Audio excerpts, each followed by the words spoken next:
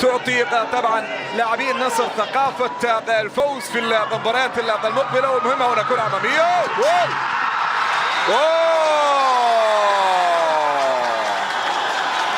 هدف أول جانبي باليفان. هنا شيعان مرر كرة خاطئة في هذا المكان الصعب يا حسين، العب كرة طويلة.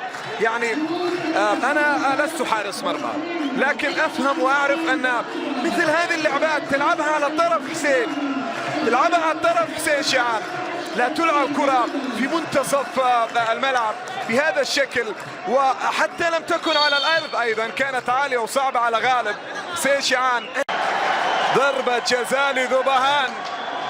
ما هذا يا نصر، ما هذا؟ الغامدي يخطئ في ابعاد الكرة، بينما هنا المرور يعني الكل استبشر خيرا بالنسبة تحدث عن النصراويين الذين طبعا ينتظرون مباراة أفضل من هذا الأداء السيء للغاية في شوط المباراة الأول. بصراحة استبشروا بالانتصار في نصف نهائي كأس الملك. حسن زادة من نقطة الجزاء وصافرة سيد محمد تقي الآن، ومسعود يتقدم يسجل هدف ثاني لمصر 2-0 في شوط المباراة الأول. غامدي أخطأ في ابعاد الكرة، مرت وصلت عند احسان، الاعاقة من جانبي حسين شيعان. ضربة جزاء احتسبها محمد تقي، تقدم لها مسعود حسن زادة وسجل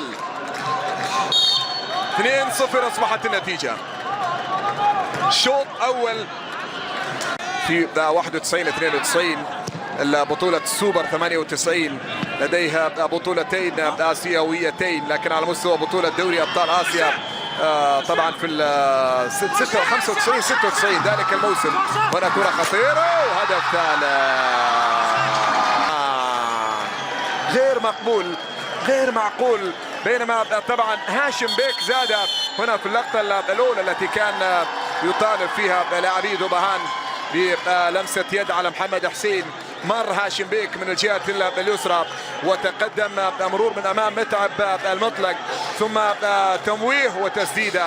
هذه الكرة متعب شراحيلي، أنا أشدت بمتعب شراحيلي في الكرة الأولى، لكن الكرة هذه يعني كاملة ممكن لابد أن يكون لها ردة فعل أفضل. متعب شراحيلي هنا الكرة جاءت من بين قدمي متعب شراحيلي، لكن يعني السقوط دائما في مثل هذا لابد للحارس أن يسقط، وبالتالي